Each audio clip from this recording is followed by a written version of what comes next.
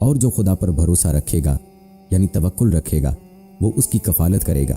خدا جو چاہتا ہے وہ کر لیتا ہے۔ خدا نے ہر چیز کا اندازہ مقرر کر رکھا ہے۔ دوستو یاد رہے کہ رزق کی خاطر انسان کو کوشش کرنے کا ضرور کہا گیا ہے، جیسا کہ اللہ تعالیٰ فرماتا ہے انسان کے لیے وہی کچھ ہے جس کے لیے وہ کوشش کرتا ہے، لیکن رزق حاصل کرنے کے لیے کوشش کرنا اور خواہشات نفس کی پیروی کرنے میں بہت فرق ہے۔ خواہشات نفس کا غلام بن جانا اور حلال کمائی کی خاطر تگ و داو کرنا مختلف عمل ہے۔ اللہ تعالیٰ نے سورہ جاسیہ میں فرمایا، اے محمد صلی اللہ علیہ وآلہ وسلم، آپ نے ایسے شخص کو دیکھا ہے جس نے اپنی خواہشات کو الہ یعنی معبود بنا لیا ہے۔ پھر دوستو یاد رکھیں انسان کی زندگی کا مقصد بس پیٹ بھرنا نہیں یا روزی روٹی کی خاطر ہر دم پریشان رہنا نہیں ہے۔ صبح کا کھانا کھا لینے کے بعد دوپہر کے کھانے کی فکر میں کمر بستہ رہنا، جب رات ہوئی تو اگلے دن کی روزی کی فکر میں مشغول ہو جانا اور اسی کو مقصد حیات بنا لینا توکل اللہ کے برعکس ہے۔ حضرت ابو درداء رضی اللہ تعالی عنہ سے روایت ہے کہ رسول اللہ صلی اللہ علیہ وآلہ وسلم نے ارشاد فرمایا، رزق بندے کو اس طرح تلاش کرتا ہے جیسے اس کی موت اسے تلاش کرتی ہے۔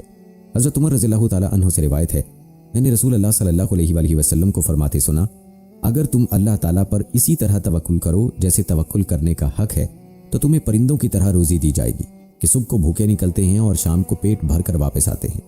اسی طرح حضرت شیخ عبد القادر جیلانی رحمۃ اللہ علیہ نے فرمایا، تو اپنے رزق کے بارے میں فکر نہ کر، کیونکہ رزق کو جتنا تو تلاش کرتا ہے اس سے زیادہ رزق تجھے تلاش کرتا ہے۔ جب تجھے آج کے دن کا رزق مل گیا تو کل آنے والے دن کے رزق کی فکر نہ کر۔ جس طرح تو گزشتہ دن کو چھوڑ گیا کہ وہ دن گزر گیا، آنے والے دن کا تجھے معلوم نہیں کہ آتا ہے یا نہیں، اس لیے تو آج کے دن میں مشغول رہ۔ پھر دوستو اگر دیکھا جائے تو روزی اور معاش کی فکر میں حلال و حرام کی تمیز کو بھول جانا یہ موجودہ دور کا سب سے بڑا المیہ ہے، اور اس کی وجہ توکل کی کمی ہے۔ حالانکہ اسلام نے ہر معاملے میں بنی نوع انسان کو توکل اختیار کرنے کا حکم دیا ہے۔ اللہ پاک نے ہر ایک شخص کو دوسرے بندے کے لیے رزق کا وسیلہ بنایا ہے۔ مثلاً والد کو بچوں اور بیوی کے رزق کا وسیلہ بنایا ہے، ایک ٹھیکیدار کو کئی مزدوروں کے رزق کا وسیلہ بنایا ہے، غرض مال و متاع یا صاحب حیثیت شخص کو غریبوں کی روزی روٹی کا وسیلہ بنایا ہے۔ اس بات پر اترانا یا اپنے آپ کو دوسروں سے اس لیے برتر جاننا کہ میری وجہ سے کسی اور کو رزق مل رہا ہے، غرور و تکبر کے زمرے میں آتا ہے۔ اگر بندہ رزق کے معاملے میں کسی دوسرے سے امید باندھ لیتا ہے کہ مجھے رزق دینے والا فلاں شخص یا فلاں مخصوص ادارہ ہے اور اسی کے سامنے اپنا ہاتھ پھیلاتا ہے تو یہ شرک کے زمرے میں آتا ہے۔ حق تو یہ ہے کہ بندہ اس بات پر اللہ کا شکر بجا لائے کہ اللہ نے اسے کسی دوسرے کے رزق کا وسیلہ بنایا ہے، اسی نے اسے توفیق عطا فرمائی ہے، وہ جسے چاہتا ہے عطا کر دیتا ہے اور جس سے چاہتا ہے چھین لیتا ہے۔ دوستو اگر دیکھا جائے تو مسئلہ تقدیر و توکل میں عام دنیا کے لوگ بڑی افراتفری میں پائے جاتے ہیں۔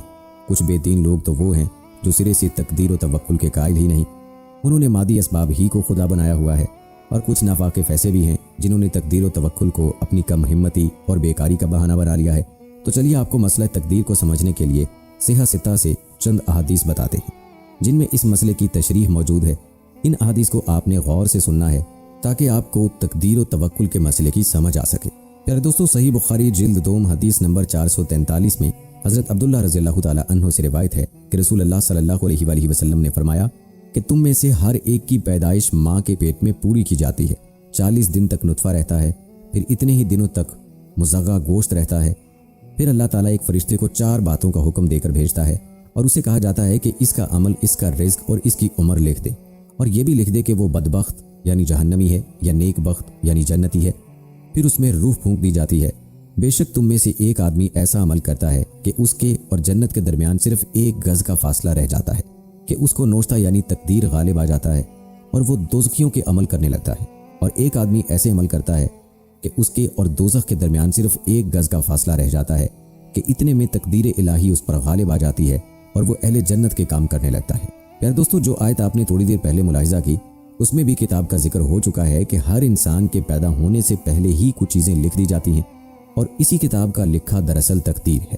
صحیح بخاری جلد 2 حدیث نمبر 561 میں حضرت عبداللہ رضی اللہ تعالی عنہ روایت کرتے ہیں کہ رسول اللہ صلی اللہ علیہ وآلہ وسلم نے فرمایا، تم میں سے ہر ایک کی پیدائش 40 دن اس کی ماں کے پیٹ میں پوری کی جاتی ہے، پھر 40 دن میں نطفہ خون بستہ بن جاتا ہے، پھر اتنی ہی مدت میں وہ مزغہ گوشت ہوتا ہے، پھر اللہ ایک فرشتے کو 4 باتوں کا حکم دے کر بھیجتا ہے، بس وہ اس کا عمل، اس کی موت، اس کا رزق اور شقاوت یا سعادت لکھ دیتا ہے۔ پھر اس میں روح پھونک دی جاتی ہے اور ایک آدمی دوزخیوں جیسا عمل کرتا ہے، حتیٰ کہ اس کے اور دوزخ کے درمیان صرف 1 گز کا فاصلہ رہ جاتا ہے، تو فوراً اس کا جو ہے نا تقدیر بدلنے کا عمل آگے بڑھتا ہے اور وہ اہل جنت کے سے عمل کرتا ہے اور جنت میں داخل ہو جاتا ہے، اور ایک آدمی اہل جنت کے سے عمل کرتا ہے حتیٰ کہ اس کے اور جنت کے درمیان صرف 1 گز کا فاصلہ رہ جاتا ہے کہ اس کی تقدیر آگے بڑھتی ہے اور وہ دوزخیوں جیسے عمل کرنے لگتا ہے اور دوزخ میں چلا جاتا ہے۔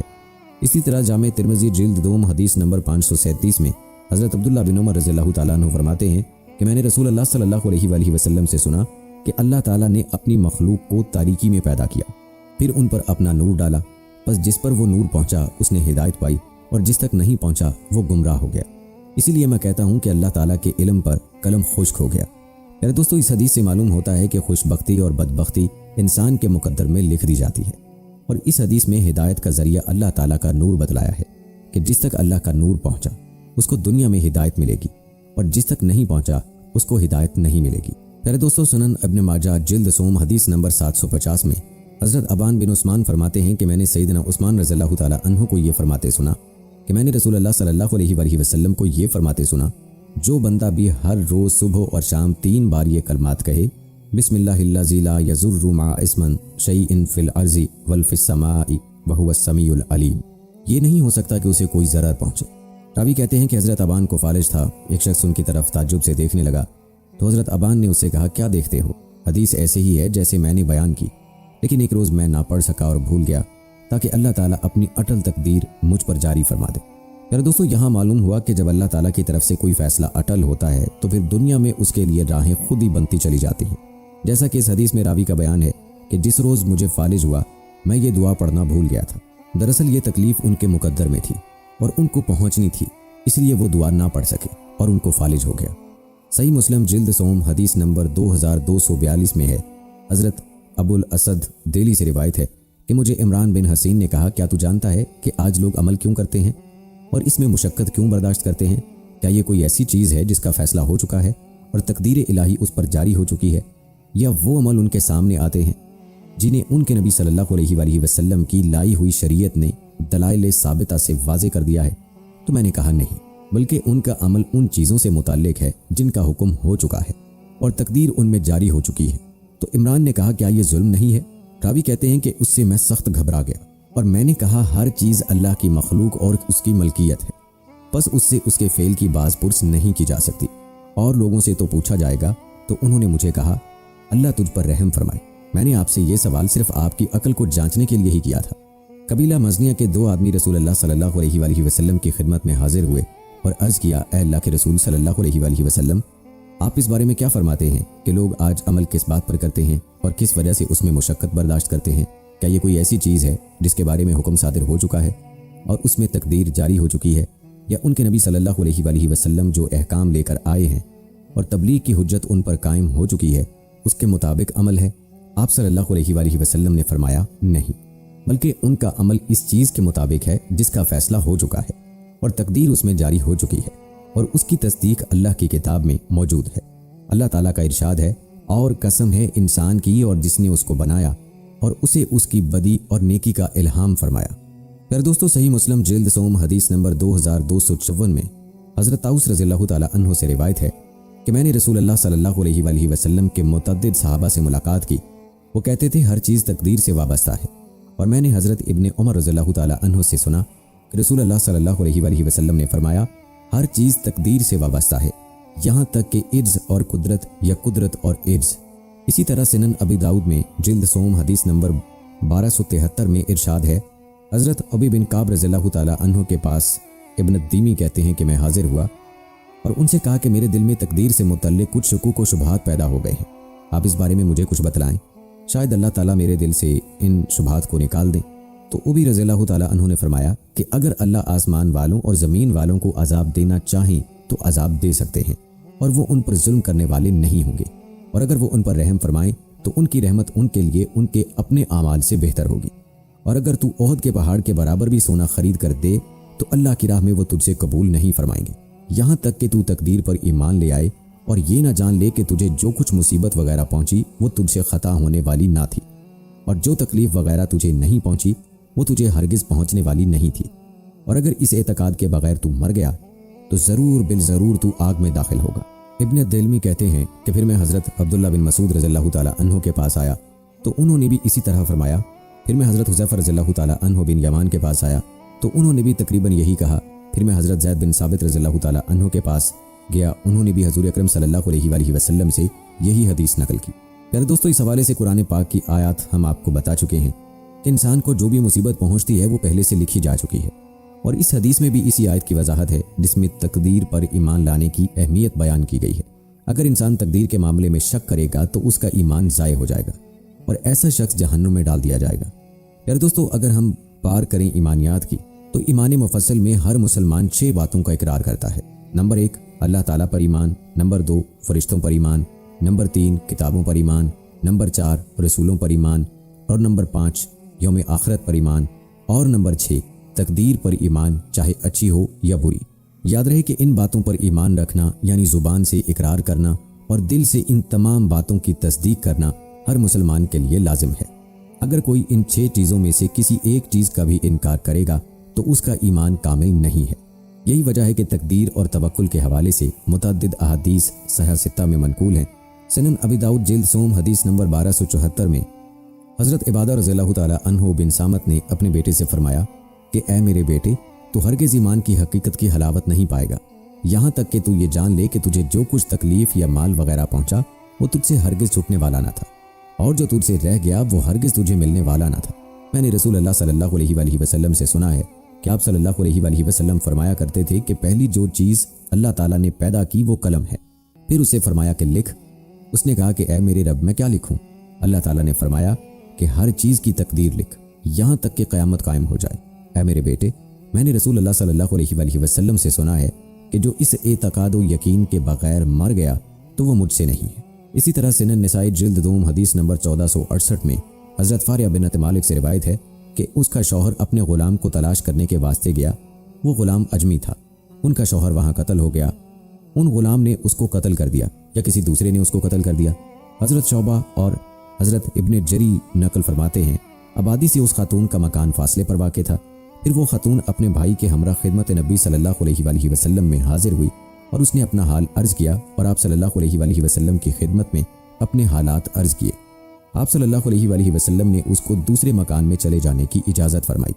जिस वक्त वो खातून अपने मकान जाने लगी तो आप सल्लल्लाहु अलैहि वसल्लम ने उसको बुलाया और फरमाया, तुम अपने मकान में बैठ जाओ जब तक कि तकदीर का लिखा हुआ पूरा हो जाए। दोस्तों, अगर देखा जाए तो इन अहादीस में बार बार तकदीर की तरफ तवज्जो दिलाना दरअसल तकदीर की अहमियत को वाज़े करता है। सुनन निसाई जिल्द सोम हदीस नंबर 1698 में अब्दुल्ला बिन यजीद से रिवायत है कि एक दिन लोगों ने हज़रत अब्दुल्ला बिन मसूद रज़ियल्लाहु ताला अन्हु से बातें की। उन्होंने फरमाया, एक दौर ऐसा था कि हम किसी बात का हुक्म नहीं करते थे और ना ही हम हुक्म करने के लायक थे। फिर अल्लाह ताला ने हमारी तकदीरों में लिखा था कि हम इस दर्जे को पहुँच गए कि जिसको तुम देख रहे हो, बस अब आज के दिन से जिस शख्स को तुम्हारे में से फैसला करने की ज़रूरत पेश आ जाए तो उसको चाहिए कि वो अल्लाह की किताब के मुताबिक हुक्म दे। अगर वो फैसला किताबुल्लाह में ना मिले तो उसके रसूल सल्लल्लाहु अलैहि वसल्लम के हुक्म के मुताबिक दे, और वो फैसला किताबुल्लाह और पैगंबरों के फैसलों में भी ना हो तो नेक लोगों के फैसलों के मुताबिक फैसले दे। नेक हजरात से इस जगह मुराद हजरात खुलफा राशिदीन और हजरात सहाबा कराम हैं। और अगर वो काम ऐसा हो जो कि खुदा बंदे कुदस की किताब में मिल सके, यानी अल्लाह की किताब में मिल सके, और ना ही उसके रसूल सल्लल्लाहु अलैहि वसल्लम के अहकाम में मिले और ना ही नेक हजरात के फैसलों में, तो तुम अपनी अक्ल फ़हम से काम लो। और ये ना हो कि मैं डरता हूँ और मैं इस वजह से खौफ महसूस करता हूँ कि हलाल भी खुला हो यानी ज़ाहिर हो और हराम भी खुला हुआ है, और दोनों यानी हलाल और हराम किताबुल्लाह और उसके रसूल सल्लल्लाहु अलैहि वसल्लम की हदीस से मालूम होते हैं। अलबत्ता इन दोनों के दरमियान बाज़ ऐसे काम हैं कि जिनमें शुबा है तो तुम उस काम को छोड़ दो जो काम तुमको शक व शुबे में मुब्तला करे। हज़रत इमाम निसाई ने फरमाया कि यह हदीस जय्यद है, यानी ये हदीस सही है। प्यारे दोस्तों, हदीस में 2 बातों का तज़किरा है। एक तो तकदीर का जिक्र है और मालूम होता है कि सहाबा का तकदीर पर मुकम्मल यकीन था, और दूसरी अहम बात फैसलों के हवाले से है कि जब भी फैसला किया जाए तो मुसलमानों के लिए ज़रूरी है कि कुरान और सुन्नत से करें। कुरान और सुन्नत में ना मिले तो नेक लोग यानी उलमा फ़ुक़हा इसका फ़ैसला करें, और आखिरी दर्जे में अपनी फ़हम से फ़ैसला करने को कहा गया है। अलबत्ता बात हो रही थी तकदीर की, तो सहाबा अपने ईमान लाने पर भी यही यकीन रखते थे कि ये तकदीर में लिखा था और हमें हिदायत मिली। प्यारे दोस्तों, हिदायत मिलने के हवाले से पहले भी जिक्र हो चुका है कि जिसके नसीब में जिसकी तकदीर में लिखी होती है उसे ही मिलती है, और इंसान की खुशबख्ती और बदबख्ती भी तकदीर में उसकी पैदाइश के वक्त लिखी जाती है। जैसा कि जामे तिर्मिज़ी जिल्द सोम हदीस नंबर 3 में है, हज़रत सालिम अपने वालिद अब्दुल्ला से रिवायत करते हैं कि उमर रज़ियल्लाहु ताला अन्हु ने अर्ज़ किया, या रसूल अल्लाह सल्लल्लाहु अलैहि वसल्लम, हम जो अमल करते हैं क्या ये नया अमर है? या अर्ज़ किया कि नया शुरू हुआ है, या ये पहले से तकदीर में लिखा जा चुका है और इससे फरागत हासिल की जा चुकी है? आप सल्लल्लाहु अलैहि वसल्लम ने फरमाया, पहले से लिखा हुआ है और इससे फरागत हो चुकी है। ए खताब के बेटे यानी ए हज़रत उमर रज़ियल्लाहु ताला अन्हु, हर शख्स पर वो आसान कर दी गई है जिसके लिए वो पैदा किया गया है। लिहाजा जो नेक बख्त लोग हैं वो नेक बख्ती के अमल करते हैं और जो बदबख्त हैं वो उसी के लिए अमल करते हैं। फिर दोस्तों, हर मुसलमान को चाहिए कि वो अल्लाह से डरता रहे और हर वक्त अल्लाह ताला से खात्मा बिल ईमान की दुआ करता रहे। खुद ही सोच लें कि एक इंसान की पूरी ज़िंदगी अगर जन्नत वाले अमाल में गुजरे और आखिर में वो जहन्नम की आग में चला जाए तो कितना बड़ा नुकसान है और कितनी हसरत की बात है।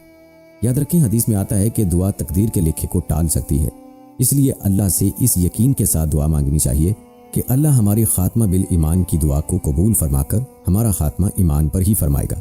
और ये भी यकीन रखना चाहिए कि अगर खुदा ना खास्ता तकदीर में कोई बदबख्ती लिखी भी है तो उसको अल्लाह ताला दुआ की बरकत से और अपनी कुदरत कामिला से बदल देगा। जामे तिरमिज़ी जिल्द 2 हदीस नंबर 15 में हज़रत जाबिर बिन अब्दुल्लाह रज़ियल्लाहु ताला अन्हु से रिवायत है कि रसूल अल्लाह सल्लल्लाहु अलैहि वसल्लम ने फरमाया, कोई बंदा उस वक्त तक मोमिन नहीं हो सकता जब तक अच्छी और बुरी तकदीर पर ईमान न लाए, यहाँ तक कि वो जान ले कि जो चीज़ उसे मिलने वाली थी वो उसे ही मिली, किसी और के पास नहीं जा सकती थी, और जो चीज़ उसे नहीं मिलनी वो किसी सूरत उसे नहीं मिल सकती।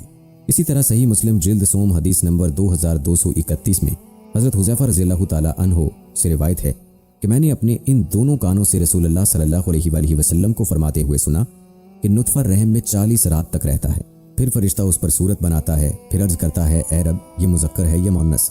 बस अल्लाह उसे मुज़क्कर या मुअन्नस बना देते हैं। फिर अर्ज़ करता है, ए रब, इसके आज़ा पूरे और बराबर हों या अधूरे और नाहमवार? बस अल्लाह उसे कामिल उल आज़ा या अधूरे उल आज़ा वाला बनाते हैं। फिर अर्ज़ करता है, ए रब, इसका रिज़्क़ कितना है, इसकी उम्र क्या है, इसके अखलाक क्या हैं? फिर अल्लाह उससे शक़ी या सईद बनाता है। फिर दोस्तों, इस हदीस से मालूम हुआ कि पैदाइश के वक्त ही ये चीज़ें लिखी जाती हैं और इस बात का तज़किरा 1-2 अहादीस में नहीं हुआ बल्कि कई अहादीस में इस बात का तज़किरा मुख्तलिफ अल्फाज में मिलता है। अल्लाह ताला से दुआ है कि अल्लाह ताला हमें सईद लोगों की लिस्ट में शामिल रखे और हमारा अंजाम भी सईद लोगों के साथ ही हो, हमारा खात्मा ईमान पर हो। आमीन। दोस्तों, कमेंट में आमीन ज़रूर तहरीर कर दें। किसी एक आमीन की कबूलियत से हम सब का काम बन सकता है इंशाअल्लाह। प्यारे दोस्तों, जामे तिरमिज़ी जिल्द 2 हदीस नंबर 207 में अब्दुल्ला बिन मसूद रज़ियल्लाहु ताला अन्हु से रिवायत है कि रसूल अल्लाह सल्लल्लाहु अलैहि वसल्लम ने फरमाया, जिसको फाक़े में मुब्तला किया गया और उसने अपनी हालत लोगों से बयान करनी शुरू कर दी और चाहा कि लोग उसकी हाजत पूरी कर दें, तो ऐसे शख्स का फाका दूर नहीं किया जाएगा। लेकिन उसने अपनी आजमाइश पर सब्र किया और अल्लाह ताला की तरफ रुजू किया तो अल्लाह ताला जल्द या बदेर उसे रिज़्क़ अता फरमाएगा। इसी तरह जामे तिरमिज़ी जिल्द 2 हदीस नंबर 225 में हज़रत उमर बिन ख़त्ताब रज़ियल्लाहु ताला अन्हु से रिवायत है, वो कहते हैं कि रसूल अल्लाह सल्लल्लाहु अलैहि वसल्लम ने इरशाद फरमाया, अगर तुम अल्लाह पर इस तरह भरोसा करो जिस तरह तवक्कुल करने का हक है, तो वो तुम्हें इस तरह रिज़्क़ देगा जिस तरह परिंदों को रिज़्क़ देता है। सुबह को वो भूखे निकलते हैं और शाम को पेट भर कर वापस आते हैं। प्यारे दोस्तों, चूंकि अल्लाह ताला ने इंसान की तकदीर लिख दी है, इसीलिए हमारा दीन हमें सब्र की और अल्लाह पर तवक्कुल की तलकीन करता है और सब्र करने वाले के बारे में और तवक्कुल करने वाले के बारे में फरमा दिया कि इनको अल्लाह पसंद करता है और इनकी मदद भी फरमाता है। और याद रहे कि ऐसे ही लोग कामयाब हैं जो अल्लाह के दिए हुए पर राज़ी रहते हैं और अल्लाह के लिखे हुए पर कनात करते हैं। जामे तिरमिज़ी जिल्द 2 हदीस नंबर 229 में हज़रत अब्दुल्ला बिन उमर रज़ियल्लाहु ताला अन्हु कहते हैं कि रसूल अल्लाह सल्लल्लाहु अलैहि वसल्लम ने इरशाद फरमाया, जो शख्स इस्लाम लाया और उसे कफ़ायत के बकदर रिज़्क़ अता किया गया जिस पर अल्लाह ताला ने उसे कनात दी, तो वो शख्स कामयाब हो गया। फिर दोस्तों, हर इंसान को चाहिए कि वो नाशुक्री से बचे, क्योंकि नाशुक्री करने वालों को अल्लाह ताला पसंद नहीं फरमाता। आज हमारा अलमिया है कि थोड़ी सी आजमाइश आ जाए तो हम अल्लाह ताला से शिकवे शिकायत करने लगते हैं और अल्लाह की नाशुक्री करते हैं, जो कि जाहिलाना हरकत है। याद रहे कि अल्लाह ताला की नाशुक्री करने से अल्लाह को तो कोई फ़र्क नहीं पड़ता, अलबत्ता इंसान अपना ही नुकसान कर रहा होता है और अल्लाह को नाराज़ करता है। याद रहे कि हर इंसान फ़कीर है और फ़कीर का काम है मांगना, इसलिए इंसान को चाहिए कि हर मामले में अल्लाह से मांगे और अल्लाह पर तवक्कुल करे। प्यारे दोस्तों, बयान की गई रिवायात और तज़किरे का खुलासा यही है कि इंसान के तमाम आमाल व अफ़ाल अल्लाह रब्बुल इज़्ज़त की तरफ से पहले से तयशुदा होते हैं। इंसान अपने बाज़ अमाल में मजबूर है और बाज़ में मुख्तार है। इस बात को हज़रत सैयदना अली अल मुर्तज़ा रज़ियल्लाहु ताला अन्हु ने एक मुनकिर तकदीर के सवाल के जवाब में बड़े आसान अंदाज में वाज़े फरमाया और इस वाक़े का जिक्र पहले भी गुजर चुका है, حضرت علی رضی اللہ تعالیٰ عنہ نے سوال کرنے والے شخص کو کوئی جواب دیے بغیر فرمایا اپنا ایک پاؤں اوپر اٹھاؤ۔ اس نے اٹھا دیا، پھر فرمایا اس پاؤں کو اسی طرح اٹھائے رکھو اور دوسرا پاؤں بھی اٹھاؤ۔ تو اس نے کہا امیر المومنین یہ تو میں نہیں کر سکتا۔ فرمایا بس، انسان اتنا ہی مختار و با اختیار اور اتنا ہی مجبور و بے بس ہے۔ دوستو یاد رہے کہ تقدیر کا پہلے لکھ دیا جانا اعمال میں رکاوٹ نہیں بن سکتا، چونکہ اللہ تعالیٰ نے لکھ دیا ہے اس لیے بندے وہی کریں گے۔ ایسا نہیں ہے بلکہ بندے جیسا کرنے والے ہیں اللہ پہلے سے جانتا ہے اور اس کو اللہ نے لکھ دیا ہے۔ جیسا کہ قرآن مجید میں ہے ہر شخص کے لیے وہی عمل آسان ہوگا جس کے لیے وہ پیدا ہوا ہے، اس لیے حکم ہے کہ بندہ ہر حال میں عمل کرتا رہے۔ یاد رہے کہ تقدیر کے پہلے سے لکھا ہوا ہونے اور اللہ تعالیٰ کو پہلے سے بندوں کے جملہ اعمال کا علم ہونے کا انکار کفر ہے۔ اللہ تعالیٰ نے یہ فیصلہ صادر فرما دیا ہے کہ اگر کوئی نیکی کرے گا تو اس کے نتائج بھی نیک ہوں گے اور برائی کے ثمرات بھی ویسے ہی برے ہوں گے۔ یہ اللہ تعالیٰ کا عدل ہے کہ انسان اپنے انہی اعمال کا حساب دینے کا پابند ہوگا جو وہ اپنی رضا اور رغبت سے کرتا ہے۔ مجبوری میں کیے جانے والے اعمال کے بارے میں اس سے باز پرس اور پوچھ گچھ نہیں ہوگی۔ یہ بات ہمیشہ پیش نظر رکھنی چاہیے کہ تقدیر کی اقسام بندوں کے اعتبار سے ہے، ورنہ اللہ تعالیٰ کے ہاں ہر تقدیر مبرم ہی ہے، کیونکہ اللہ تعالیٰ ہر کام کے انجام اور خاتمے کے متعلق ازل سے ہی واقف اور پوری طرح آگاہ ہے۔ آپ کو بتاتے چلیں کہ بندوں کے اعتبار سے تقدیر کی 3 اقسام ہیں۔ نمبر 1 تقدیر مبرم حقیقی، یہ آخری فیصلہ ہوتا ہے جس کو اللہ تعالیٰ کے حکم سے لوح محفوظ میں لکھ دیا جاتا ہے اور اس میں تبدیلی ناممکن ہے۔ نمبر 2 تقدیر مبرم غیر حقیقی، یہ وہ تقدیر ہے جو عام حالات میں تو طے شدہ ہوتی ہے مگر خاص حالات میں اس میں تبدیلی ممکن ہے۔ نمبر 3 تقدیر معلق، یہ وہ تقدیر ہے جو کسی عمل کے نتیجے میں تبدیل بھی کی جا سکتی ہے۔ اللہ رب العزت جب چاہتا ہے اپنے علم کے مطابق موقع با موقع جس تقدیر میں رد و بدل کرتا رہتا ہے وہ یہی تقدیر معلق ہوتی ہے۔ بندوں میں کون سعید یعنی نیک بخت اور جنتی ہے اور کون شقی یعنی بدبخت اور جہنمی ہے لکھا جا چکا ہے، قلم لکھ چکا ہے، صحیفے خشک ہو چکے ہیں، اب اس میں کوئی تبدیلی نہیں ہوگی۔ یاد رہے کہ دنیا میں قوموں کا عروج و زوال ان کی تقدیر کا حصہ ہے۔ ہر عروج و زوال اللہ کی جانب سے مقدر ہے جس میں اس کی حکمتیں کار فرما ہوتی ہیں۔ یہ دنیا اللہ کی ملکیت ہے، یہاں وہی کچھ ہوتا ہے جو اللہ تعالیٰ چاہتا ہے اور اللہ کی چاہت کے بغیر یہاں کچھ نہیں ہو سکتا۔ اللہ تعالیٰ سے یہ سوال نہیں کیا جا سکتا کہ اس نے فلاں کام کیوں کیا یا فلاں کام ایسے کیوں کیا، ویسے کیوں نہیں کیا۔ وہ مختار کل ہے، جس کے لیے چاہے نفع مقدر کرے، جس کے لیے چاہے نقصان مقدر کرے، جس کے لیے چاہے صحت مقدر کرے اور جس کے لیے چاہے مرض مقدر کرے۔ ہر مخلوق کو اللہ تعالیٰ نے اس کی طبعی اور جبلی ضروریات اور ان کو پورا کرنے کی فطری رہنمائی عطا کر دی ہے۔ اللہ تعالیٰ بعض اعمال سے راضی نہ ہونے کے باوجود اس کو پورا ہونے دیتے ہیں، کیونکہ یہ دنیا امتحان گاہ ہے اور امتحان اور آزمائش کا عمل پورا ہونا ہے۔ دوستو اللہ تعالیٰ جو چاہتا ہے پیدا کرتا ہے، جیسے چاہتا ہے پیدا کرتا ہے، جس مخلوق کو جس تعداد میں پیدا کرنا چاہتا ہے کرتا ہے۔ وہ اپنی مشیت سے کس کو کیا بنائے گا یہ سب پہلے سے مقدر ہے۔ اللہ تعالیٰ نے اپنی مشیت سے جس کے لیے جو رزق طے کیا ہے اسے وہی ملتا ہے، لیکن چونکہ یہ دنیا دارالاسباب ہے اس لیے اس نے جد و جہد اور محنت وغیرہ کو کشادگی رزق اور کام چوری وغیرہ کو تنگی رزق کا سبب بنایا ہے۔ کسی کی بھی تقدیر میں اللہ تعالیٰ ظلم نہیں کرتا، سب کے ساتھ عدل کرتا ہے۔ ہاں وہ جس کے ساتھ چاہے فضل کا معاملہ کرتے ہوئے اس کے استحقاق سے کہیں زیادہ بھی عطا کر سکتا ہے اور کرتا رہتا ہے۔ اور یاد رہے کہ ہدایت و گمراہی بھی اللہ تعالیٰ کے اختیار میں ہے، وہی ہدایت دیتا ہے اور وہی گمراہ کرتا ہے، لیکن بندوں کی انابت اور رجوع کو ہدایت اور سرکشی کو ضلالت و گمراہی کے لیے سبب بناتا ہے۔ ناظرین یاد رکھیں گناہوں کی بنیاد تقدیر کو بتلانا کفر ہے کہ یہ گناہ میرے مقدر میں تھا، لہٰذا اس کے کرنے میں کیا میری غلطی تھی۔ البتہ مصائب کی بنیاد تقدیر کو بتلانا درست ہے کہ اللہ تعالیٰ نے ایسا لکھ دیا تھا، اس لیے یہ مصیبت و آزمائش آئی۔ لا علمی و نادانی میں ہم اس سلسلے میں کوتاہی اور بعض اوقات گستاخی تک کر جاتے ہیں، اس لیے اس فرق کو اچھی طرح سمجھ لینا چاہیے۔ اللہ سے دعا ہے کہ اللہ تعالیٰ ہمیں تقدیر پر ایمان لانے کی توفیق عطا فرمائے اور اس کے حوالے سے ہر قسم کی افراط و تفرید سے ہماری حفاظت فرمائے، آمین ثم آمین۔ تو ناظرین یہ تھی ہماری آج کی ویڈیو، امید کرتے ہیں کہ آپ کو پسند آئی ہوگی۔ ہماری آج کی اس ویڈیو کے متعلق اپنی رائے کا اظہار کمنٹ باکس میں لازمی کیجیے گا۔ مجھے اگلی ویڈیو تک اجازت دیں، فی امان اللہ۔